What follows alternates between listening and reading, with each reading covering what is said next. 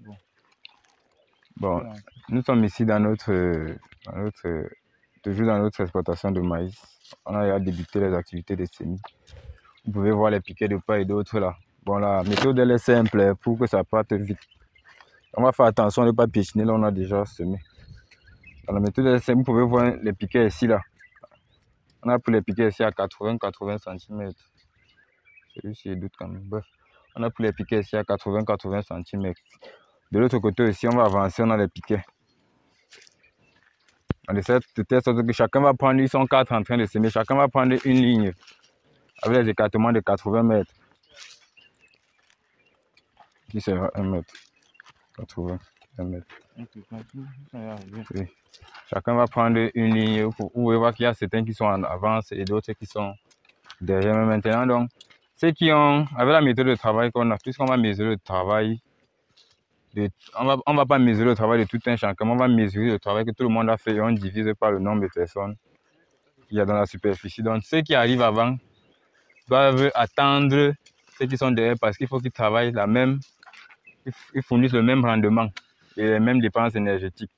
Vous pouvez voir, normalement, il y a les plus rapides, ils pouvaient s'avancer, mais ils sont obligés de les attendre. Ce sont un peu les difficultés qu'on rencontre avec ce système de travail.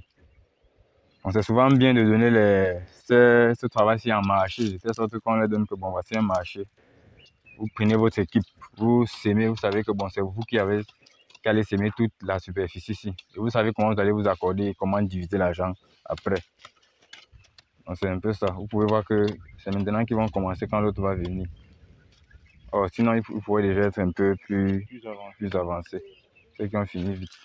Vous pouvez voir, chacun doit venir trouver un piquet. Quand quelqu'un monte, il trouve un piquet, il descend, il trouve un piquet.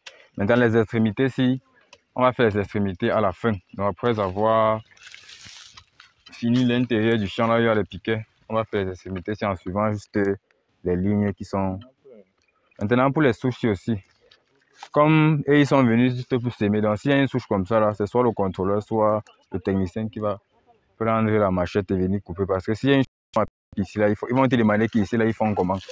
Donc, si tu ne dis rien, il n'y a pas de pique, il n'y a pas de poker là. Il saute, il traverse, il va te semer de l'autre côté. Et si tu demandes de couper, non? Si tu demandes de couper, lui n'est pas venu pour couper. Donc, lui va te dire qu'il n'est pas venu pour couper. Il va te dire que le temps qu'il va couper là, ça va peut-être que les mecs que tu vas poker dans le sol. Donc, c'est un peu les difficultés qu'on a rencontrées. C'est pour ça que c'est souvent mieux de faire comme je l'expliquais en équipe, un marché de telle sorte qu'ils savent que bon, s'il y a les choses changent, ils doivent enlever et tout et tout. Donc voilà, un qui est rapide. Voilà, un qui est rapide. Deux, là. Et on ne peut pas évaluer la ligne. On ne peut pas s'aimer en ligne parce qu'on ne peut pas dire que bon, on va te payer si tu as tel nombre de lignes. On ne peut pas évaluer comme ça là. L'autre vient à peine de commencer. L'autre est déjà avancé. Vous voyez, l'autre est très avancé. Celui qui est avancé est obligé d'aller patienter devant. Vous pouvez voir que les lignes se dessinent déjà souvent, non? Ouais. Il y a les lignes qui se tracent, c'est comme ça, les lignes vont se tracer au fur et à mesure. Vous êtes obligé d'aller attendre que celui qui est derrière le rejoigne pour recommencer ensemble. Donc ça freine un peu le travail. Ils sont partis avec.